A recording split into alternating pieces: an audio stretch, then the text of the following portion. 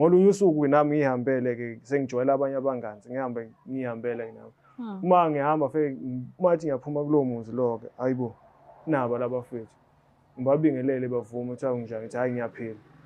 hayi njengenjwayelo ngihambe nabo-ke phela ngijwayela ukuhamba nabo kanti ngolowo suku bazongijikela masifika lapha phezulu ey'tebhisi inyuka iy'tebhisi ngithi masoqeda iy'tebhisi nje oyedwa ethi eyi asimbambe lo mjidi kuthiwa simjwathwayo asimbambe bengibambe bekhipha isibhamu ngithi mina hawu bafethu kuthiwa hayi ifoni hawu bafethu ngani ifoni yazi nje ifoni ngiyisebenzisa yona yodwa kuthiwa indoda siwumngane wakhe mina ebusuku nje asizwana sazane nje awungazi asazane cha ifoni ngithi na bafethu ifoni yami yodwa nje kuthiwa busa ifoni uma uthi awufuna le foni siyakudubula sikushiya khona la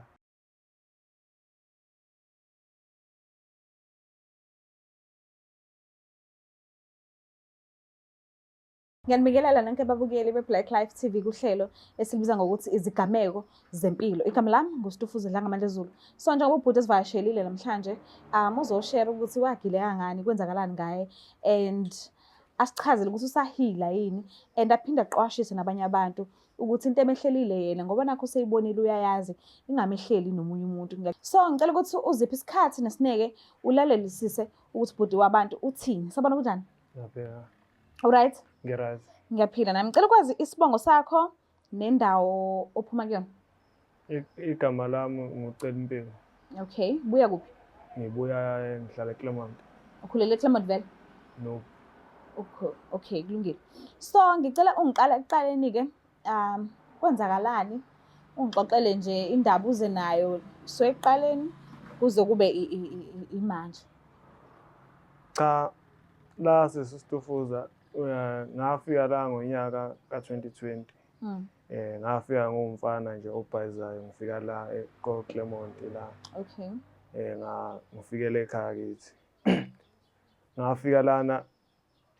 ekhaya lihlala khona kungekho bafana ngafika nami ngajwayela abanye abafana bangaphandle nje engangayazi impilo yabo bangithatha abafana ngolunye usuku bethi yazi mngani wethu asambeni silulele inyawo la sijikela ngako KK silule inyawo ngithi mina bafethu ngoba ngazi indawo lana nje nala ekhaya basanqaba ngihamba indawo kuthiwa hayi asambeni mngani wami sizobuya nje sobuya manje ngithi hayi kulungile bafethu uma sihamba la endleleni nabo bebamba umunye usisi inkunzi hawo bafethu kuhanjwa nawe lapha yebo hawu bafethu kanti impila mpiloni bafethu nakho sanamba nibambe abantu inkunzi ithi hayi impilo esiyiphila mfethu le siyiphanta kanje ethi into nale ndaba engisuka khona mina ngiyazi le mpilo eniyiphilayo bafethu manje bakubizeleni ukuthi hamba nabo bebeyosebenza nangabaqondi kahle bangibizelana kahle kahle ngoba indlela sasihamba ngayo mina ngikuwa ufana ngibajwayele ngingabafana futhi nasendaweni nayo abakhululekile awu ngoba ngithusa lento abayenza ukuthi hawu kanti baphila impilo yokubamba inkunzi bona ukuhlumeza umphakathi ngingayinaki lento yabo hey sihambele nafa ebambe le phone lena kuthiwa yithi indlela esiphanda ngayo bafethu le ngithi mina hawu bafethu le ndlela eniphanda ngayo kuyona ngoba manje inobungozi ngoba iyabophisa futhi iyabulalisa kuthiwa hayi thina hayi mfethu thina sibadala kule ndima ubusibona nje sesiphila ngayo hey bafethu mina ngikwazi ukuphila ngale ndima angikhuliswanga ngayo angikhuliswanga enyembezi abanye abantu kuthiwa hayi ke shuthi wena ke awukhuliswanga thina nje siyayiphantela kanje ngithi mina bafethu hayi kulungile asiqhubeni nohambo sibaleke lapho ke ngele emzini abantu siphumele ngale kwamanye ama-passage siqhubeke nendlela sihambe bafike le phone beyidayise lapha bekushayiselana nokhathi ithi mina bafethu ayisorina ngifuna ekhathi mina lento eniyenza i-wrong ngoba kuyakhala ingane abantu ngapha emuva niyajabula nini kuthi hayi ngoba naku zenza ungcwele ngcweleke hayi kulungile bafethu anginendaba mina leyo nto ngolunye usuku nami ngihambele ke sengijwayela abanye abanganzi ngihambele nabo uma ngihamba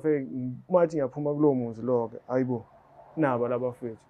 ngibabingelele bavuma ukuthi awunjani ngithi hayi ngiyaphila hayi njengenjwayelo ngihambe nabo-ke phela ngijwayela ukuhamba nabo kanti ngolowo suku bazongijikela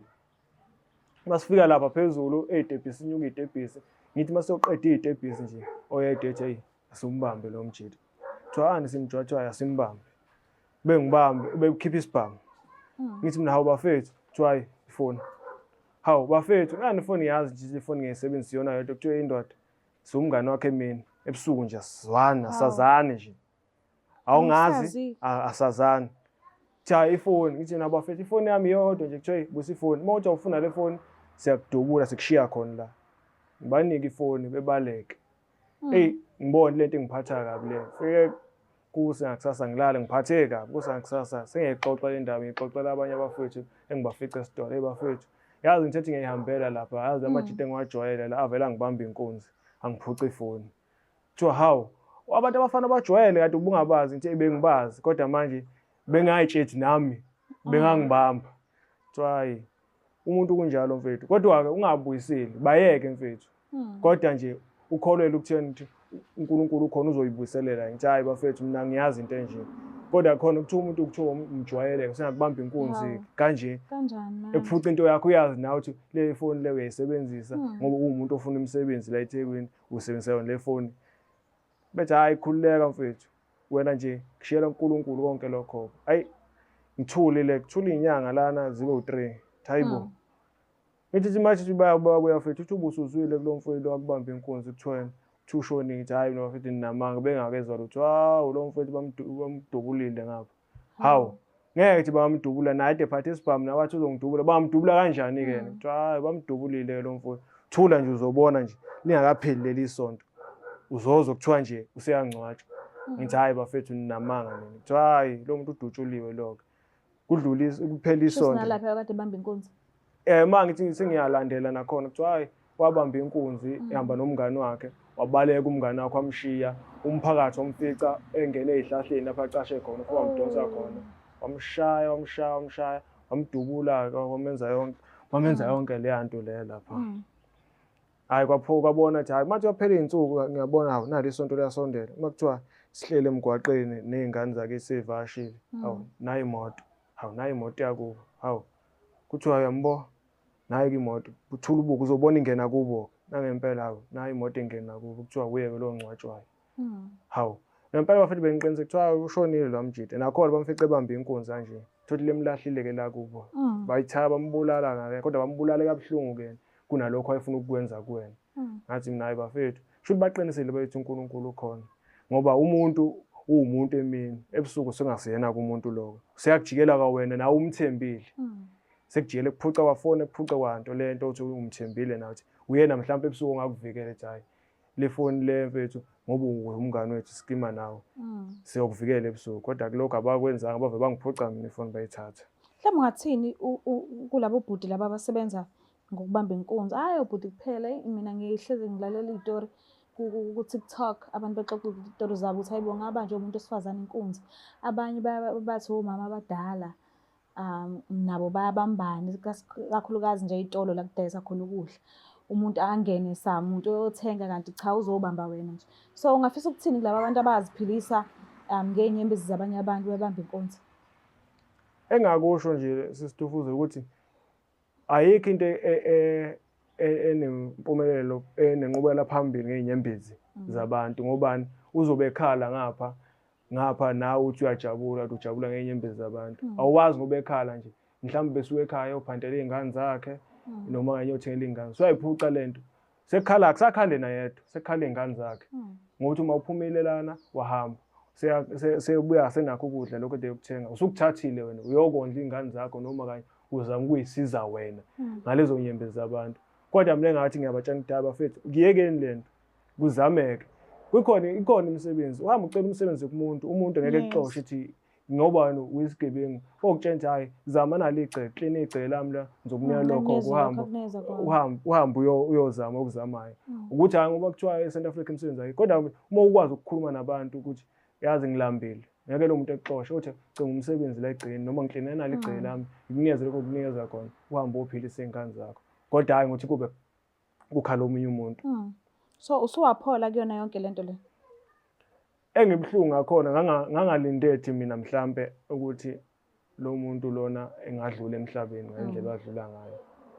ngayintshethi mhlambe nabazobuya bezoshaya umngane wethu bethu siyaxolisa besiphoqwe isimo ukuthi uyazazi izinto sidlela lezi zinto ezini sibhemela umawunga umanceke masubona ukuthi ngazobatshela abafethu leyo nto iyekeni ngoba vele ayinayo inqubela phambili kunalokho iyanonisa ngiyabonga kakhulu ukuthi ungivashele ngibonga isikhathi sakho ngoba uthi sewaphola and ubaxwayisile nabanye abantu. Waphinde futhi wakhipha amazwi ahlakaniphile kulaba bantu laba abaziphilisa ngey'nyembezi zabantu. Ngiyabonga kakhulu isikhathi sakho. Bonga mina. Mbuke lapha ekhaya nizibonelile nanokuthi kwenzekeni and nizwile. Futhi sicela ukudlulisa ukucela Nkosi yami kulaba abantu abaziphilisa